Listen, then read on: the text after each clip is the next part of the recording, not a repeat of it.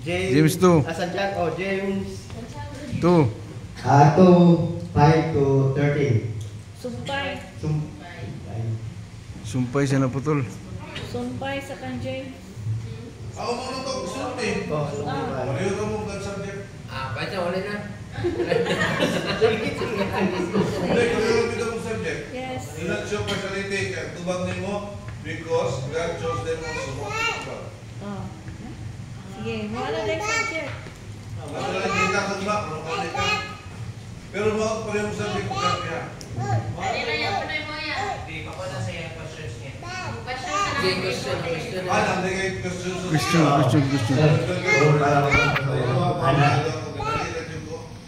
Question. Tagalog na iya. Tagalog. Sa 5, pangungkana, sino dapat makinig? Pangungkana. Okay, good. Pero ang tubag naman, listen brothers and sisters. Si brother. Laro na kayo. Ang tubag, sunod. Sunod tanong. Pangalawang tanong. 5 po, gawa mo, Pastor. Okay. Bakit pinili ng Diyos ang mahirap? Sagot mo. Balikurat ang ginawa nyo ng partiality. Ibilin siya na mahirap. How about mga good na mga miniaman? Mali yung question. Dapat, what does it mean? Anong dapat, hindi, bakit? Anong pinili sa Ginoo ang mga pobre?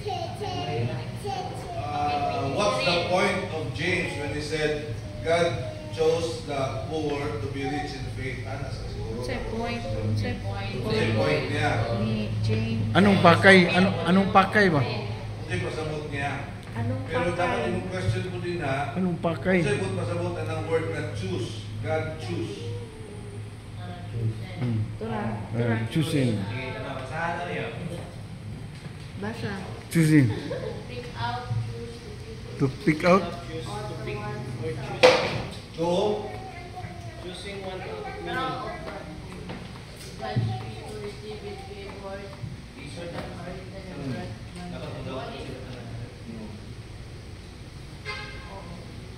malalog-ulog. Basa kusog. Diyan katanaw sa imong laptop mo, mga Who may judge to fit to receive his favors and separated from the rest of mankind, to be peculiarly his own, and to be attended continually by his Nundot kayo. oversight. Indot kay to be peculiar of God the Father, choosing Christians as those whom He set apart from that irreligious multitude. What I would pasabot, God chose. What ang point ni James? When God chose, Set apart set apart, from the irreligious dear unto Himself. See? Wow po kayo explanation. So nga nung dili ka mag-discriminate kung mga tao, kaya tungod gipili kung itong mga pobre. To be dear to Himself. Dapat kung dear to Himself itong mga pobre, dapat kitang Kristohanon, they should be dear also to us. Wow po kayo. Wali na mo.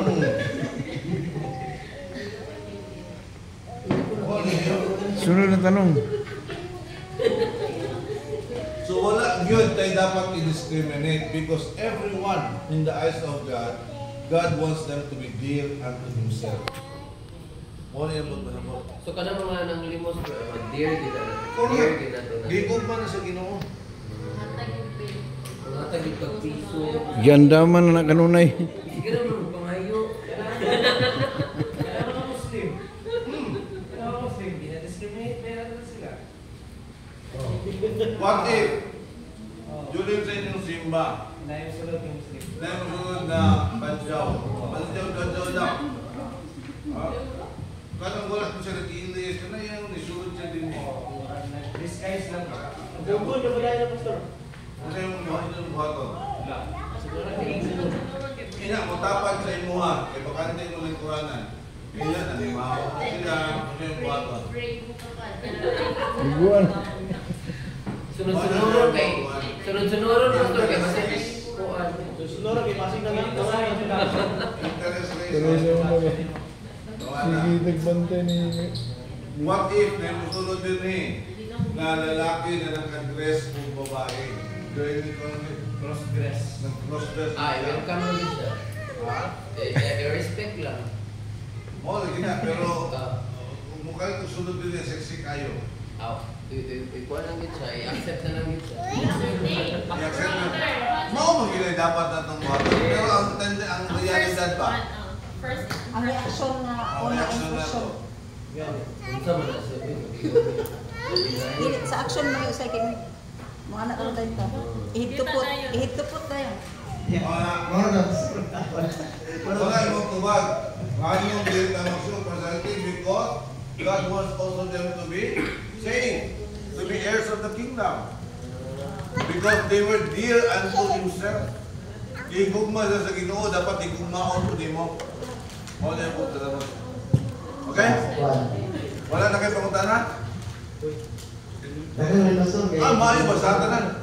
Tanang verse ba ang ikuan? Okay, basta.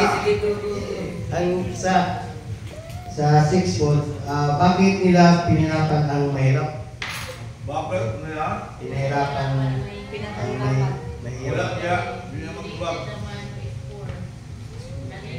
Sa Ay, 7 tubag foot, lagi. Ang tubag anak kayo nag-show sila personality. Partiality. Ah. partiality lagi. sa 7 foot, pastor, paano ba sila Magiging mayaman. makikilala? Sino? Kaya tingin nyo sa 7 pastor, hindi ba sila ang nanlalait sa barangal na pangalan ni Jesu Cristo at ang pangalan ito kayo nakikilala. O, kinsa mo na. Kinsa mo na gina-refer anak.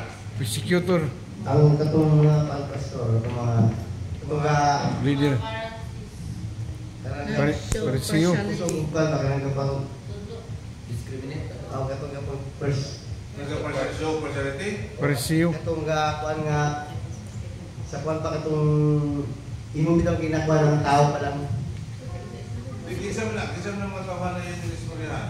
Oh, yun Kaya na. ng mga tawanan mo na dito na.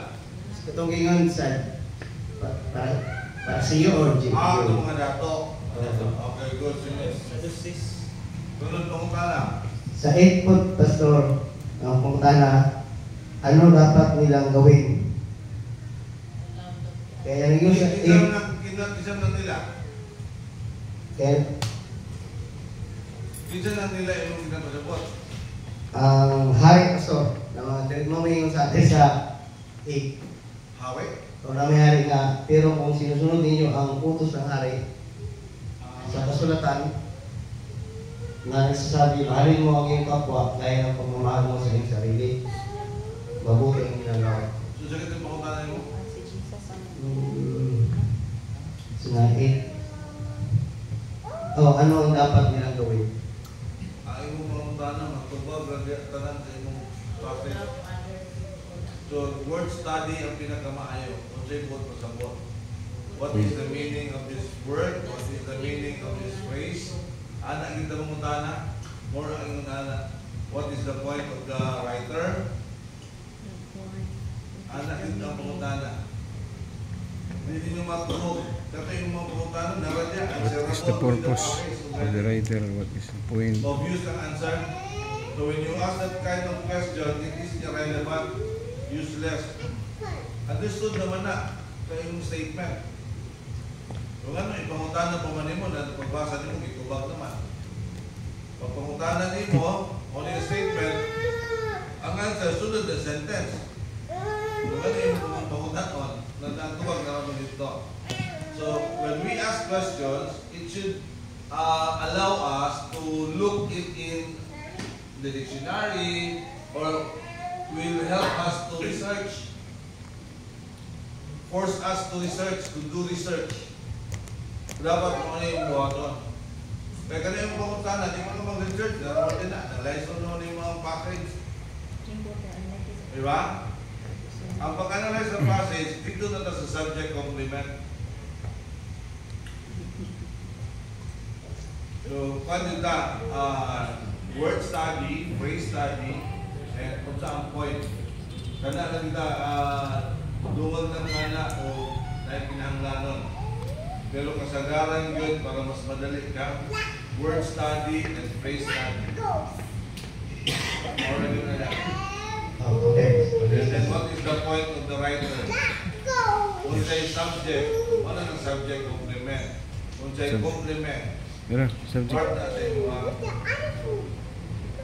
Okay. Okay. So, nakabot na ka sa imo ang subject.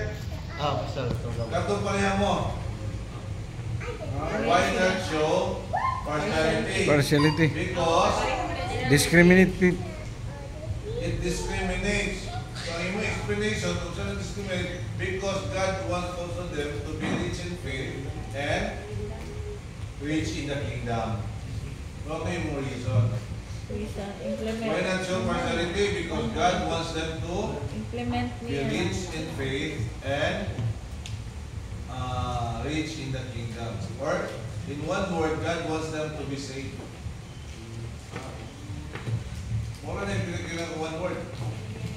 Hindi na discriminate because it discriminates. Ikadua, because God wants them to be saved. To be saved. No na ang imo brad. Send that ni mo. Even na ng tanan. Wala. Ingunanin mo. Kung Bible study po, dapat ingunanin mo sa dihan. So, pag Bible study, nana mo vertical idea. Bible, sibot pasabot di aning partiality. So, ang bot ba rin pasabot aning partiality, mo niingon sa Strong's Dictionary. So, kung ingon anita, naghahimo na tag partiality. Nakahimo ba kang ingon anak? Ano sa Bible study? Okay? Ito, i-practice din yun.